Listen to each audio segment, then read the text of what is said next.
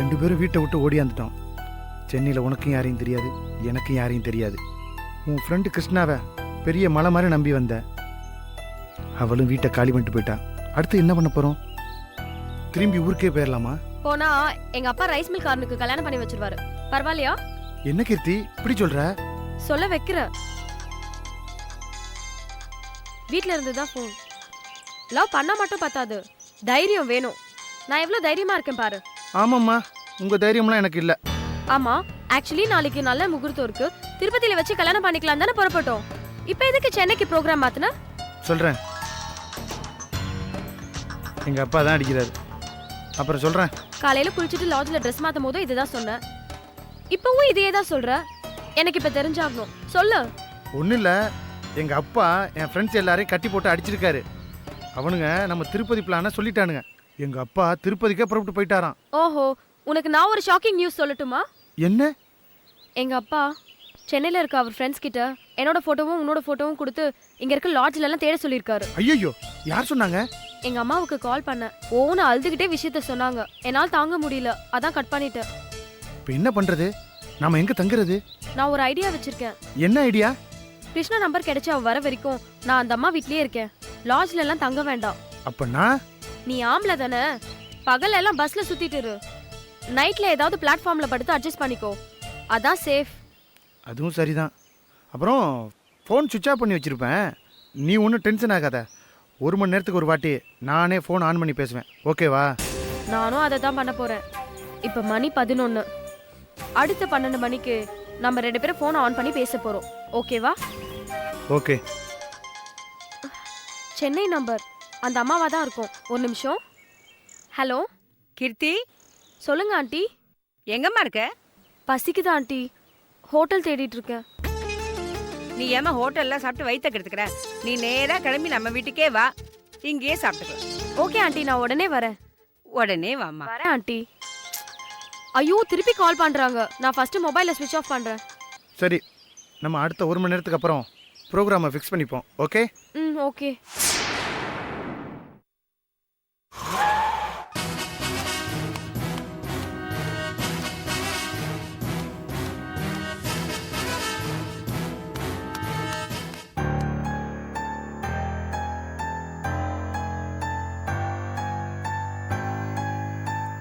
வாங்க தலைவரே, வாங்க.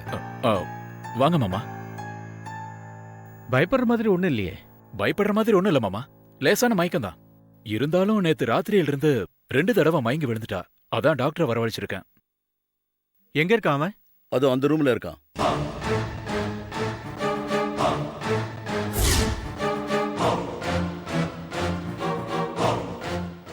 ஏய், உன் பேர் என்ன?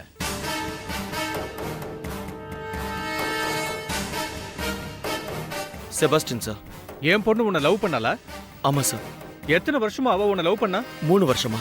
3 வருஷமா ஒருத்தனை லவ் பண்ணிட்டு கொஞ்சம் கூட உன்னை பத்தி கவலையே படாம இன்னொருத்தன் கையில அவ தாலி வாங்கிக்கிட்டாங்கறியா? ஆமாங்க.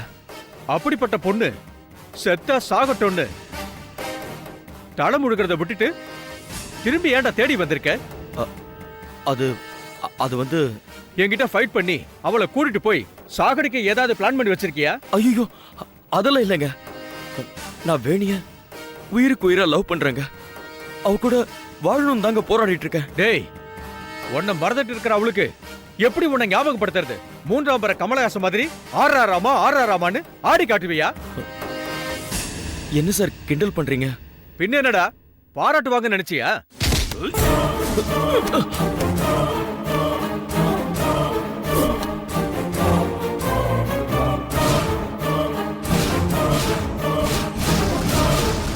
டேய், பெத்த அப்பங்கிட்டே வந்து குழந்தையோட குணத்தை பத்தி சொல்றியா?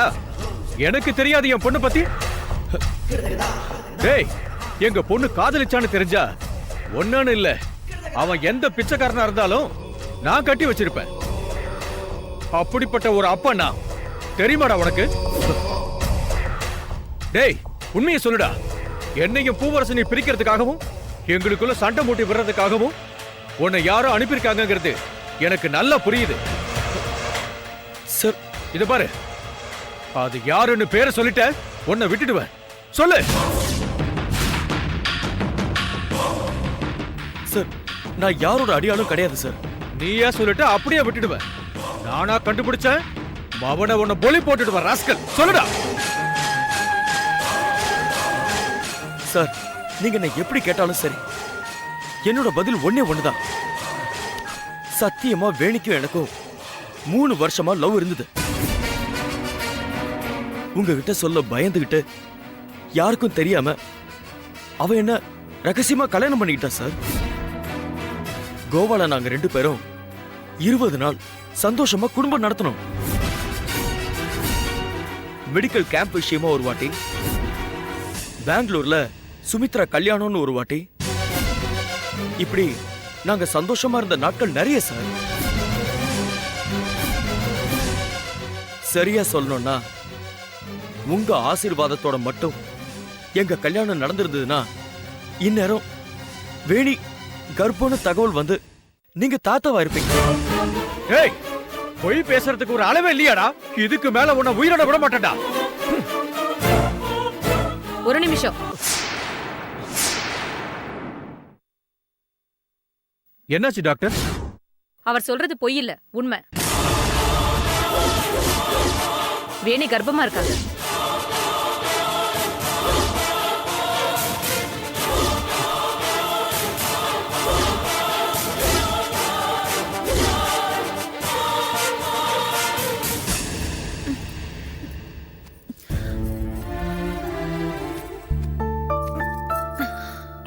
வேணி, கல்யாணத்துக்கு முன்னாடி இந்த மாதிரி எப்பவாவது மயங்கி விழுந்திருக்கியா?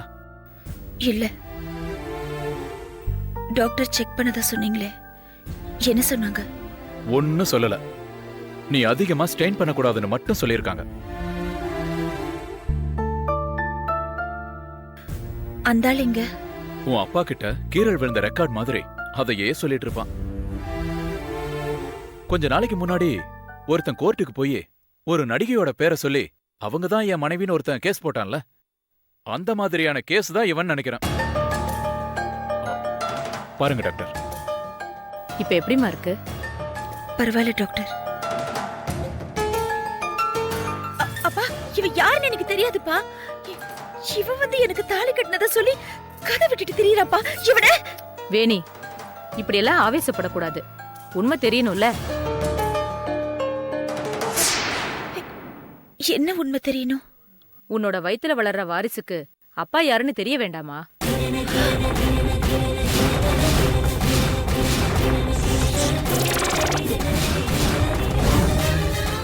ஆமா வேணி, நீ கர்ப்பமா இருக்க. டாக்டர், என்ன சொல்றீங்க? நான் கர்ப்பமா இருக்கேனா? ஆமாம்மா, நான் பல்ஸ் பார்த்தே தெரிஞ்சுக்கிட்டேன். பிளட்டும் எடுத்து கொடுத்து அனுப்பி இருந்தேன். இப்பதான் எனக்கு போன் வந்தது.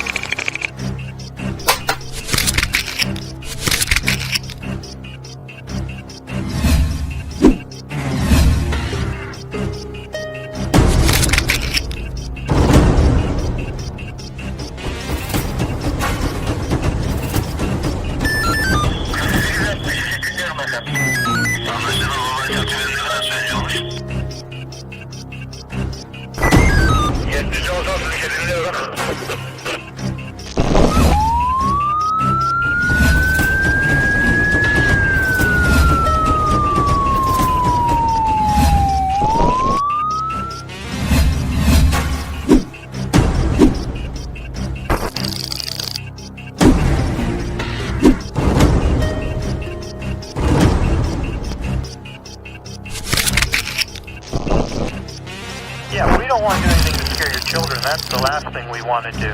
We don't want to scare anybody.